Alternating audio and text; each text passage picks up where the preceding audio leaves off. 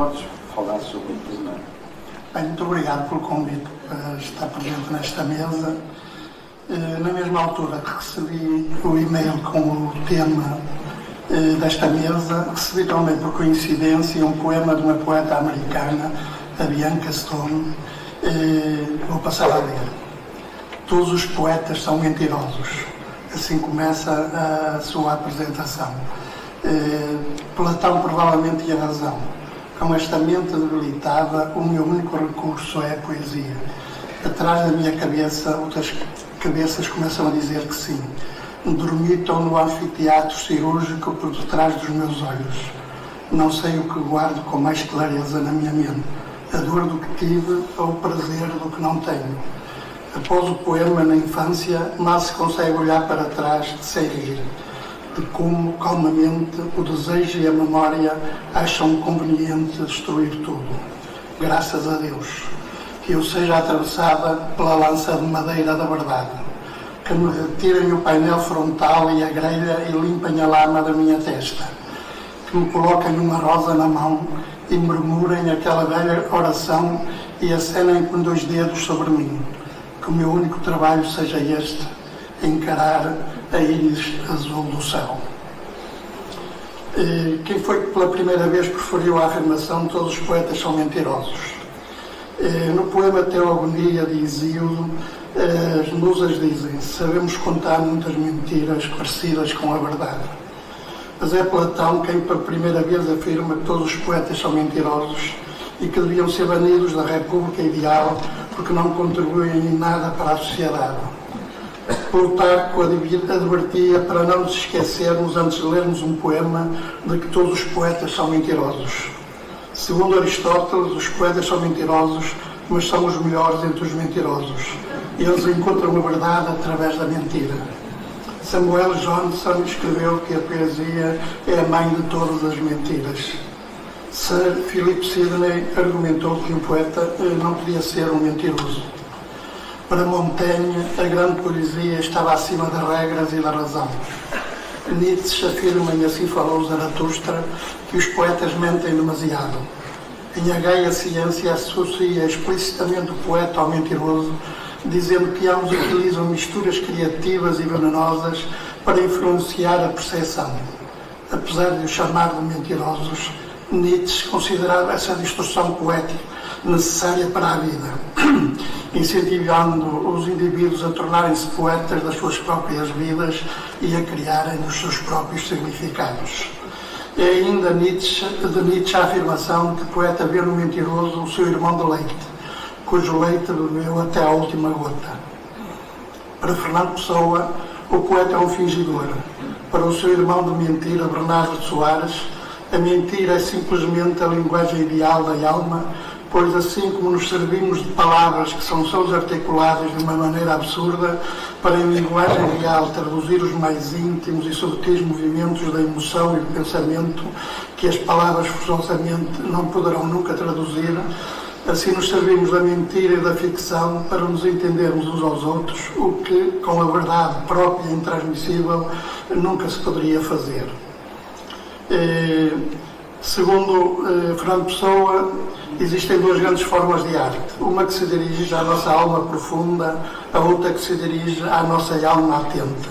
A primeira é a poesia, o romance é a segunda. A primeira começa a mentir na própria estrutura, a segunda começa a mentir na própria intenção. Mais recentemente, Jean Cocteau afirmou que o poeta é um mentiroso que diz sempre a verdade.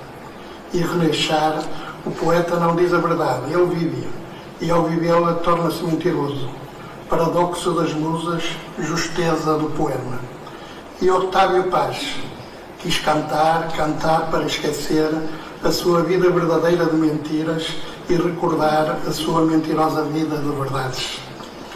Por sua vez, Adriano Rich, nos seus ensaios, destaca como a poesia utiliza mentiras imaginativas para revelar realidades mais profundas sobre a experiência humana. Anne Boyer apresenta a poesia como uma forma de reorganizar a mentira da percepção e de dizer a verdade no mundo repleto de inverdades. Segundo ela, ser poeta é mentir a todo momento e não mentir nunca, e toda a literatura, uma mentira feita de mentiras. O tema desta mesa, onde ou até onde mente ou pode mentir o escritor, parte do pressuposto que todos os escritores são mentirosos ou candidatos a mentirosos e pergunta onde ou até onde. Eu não vou falar dos escritores, mas dos poetas, alvos da acusação inicial. Mas o que é um poeta e o que é uma mentira? Segundo a Wikipédia, um poeta é alguém que escreve poemas. E o que é um poema? Segundo a mesma Wikipédia, um poema é um texto literário que veicula uma expressão poética. Já agora, o que é uma expressão poética? Aqui a Wikipédia mandou-me bugiar. E o que é uma mentira? A mentira é uma afirmação falsa transmitida com a intenção de enganar o destinatário. A verdade existe, só as mentiras são inventadas. Ou segundo Arnold Heisenberg, uma mentira é uma afirmação feita por alguém que acredita nela com a intenção de levar outra pessoa a acreditar nela. A acusação de que os poetas são mentirosos repercutiu-se por toda a tradição europeia com uma tenacidade que poucos lugares comuns conseguem igualar. Platão devia ter bebido um vinho resinoso sem diluição quando proferiu essa diatriba. A sua persistência deve-se, sem dúvida, em parte à sua reformulação feliz, à forma como se presta a situações concisas e à reutilização polémica. Essa acusação de que o poeta mente pressupõe mais do que afirma, invoca ao pensamento os próprios conceitos pelos quais o discurso literário se distingue de outros modos de expressão. A mim, na minha insignificância, repugna-me a ideia de poeta como mentiroso. Quanto a mim, a poesia é um espaço de liberdade e a liberdade não coexiste com a mentira. O poema é uma construção verbal que utiliza os mais variados recursos da língua, que pretende durar para além do momento em que foi composto. Destina-se a inquietar, a encantar, a interrogar, etc. Tem a ver, contudo, menos com mentiras, a não ser que a mentira ou o mentiroso sejam o objeto do poema. E é nessa perspectiva que eu selecionei um ou outro poema que lerei a seguir. E o primeiro era uma oda à mentira do Jorge Sena. Crueldades, prisões, perseguições, injustiças, como sereis cruéis, como sereis injustas. Quem torturais, quem perseguis, quem esmagais vilmente em ferros que inventais, apenas sendo vosso esmaria as dores que ansiosamente ao vosso medo lembram e ao vosso coração cardíaco constrangem.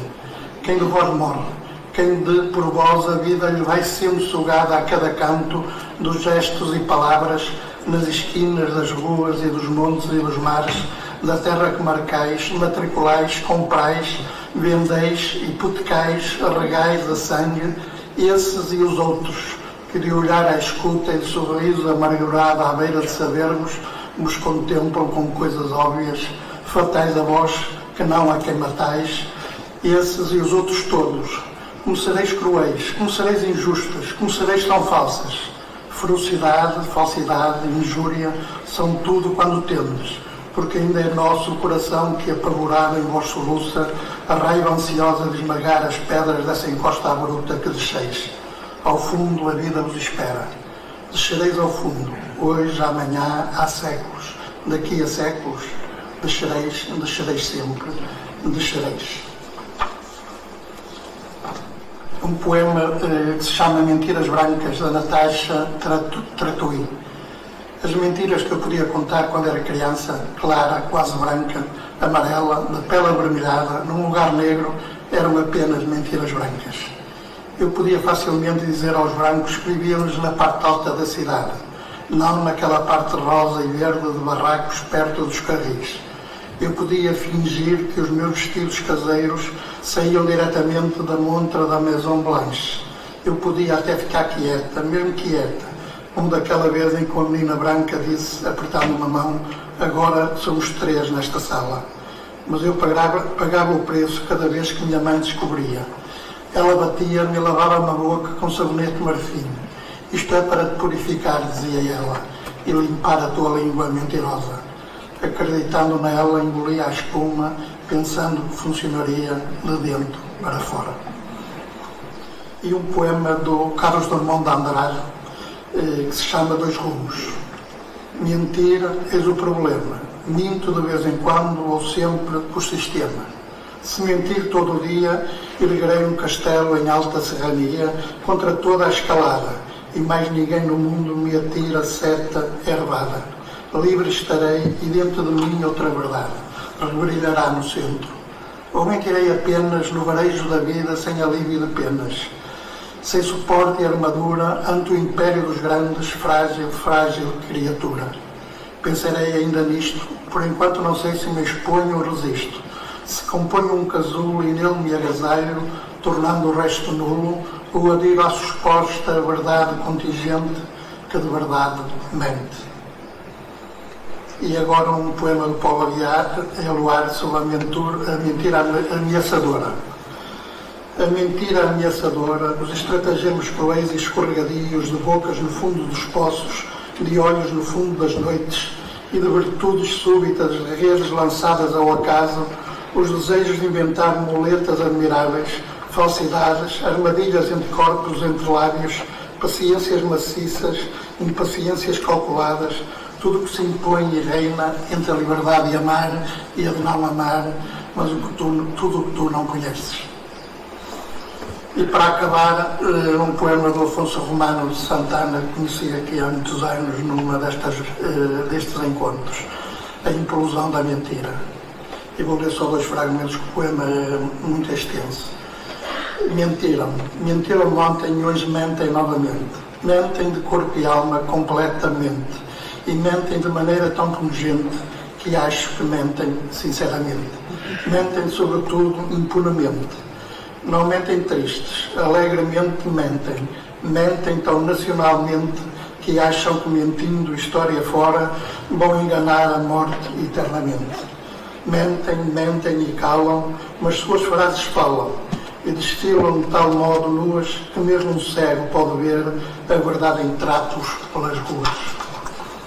Sei que a verdade é difícil e para alguns é cara e escura, mas não se chega à verdade pela mentira, nem à democracia pela ditadura. Página branca onde escrevo, único espaço de verdade que me resta, onde transcrevo a roubo, a esperança e onde tarde ou cedo deposito o meu espanto e medo. Para tanta mentira só mesmo um poema explosivo, conotativo, onde o advérbio e o adjetivo não mentem ao substantivo, e a rima rebenta a frase numa explosão da verdade. E a mentira repulsiva, se não explode para fora, para dentro explode, implosiva. Procurei entre os meus poemas referências à mentira e encontrei estes versos que pertencem a um poema chamado Boca do Inferno. Uma das primeiras coisas que me ensinaram foi que nunca se devia mentir, nem que fosse para salvar o mundo de um incêndio. E o mundo já estava a arder e nenhuma corporação de bombeiros o poderia salvar. Infelizmente, o mundo continua a arder e isto não é uma mentira.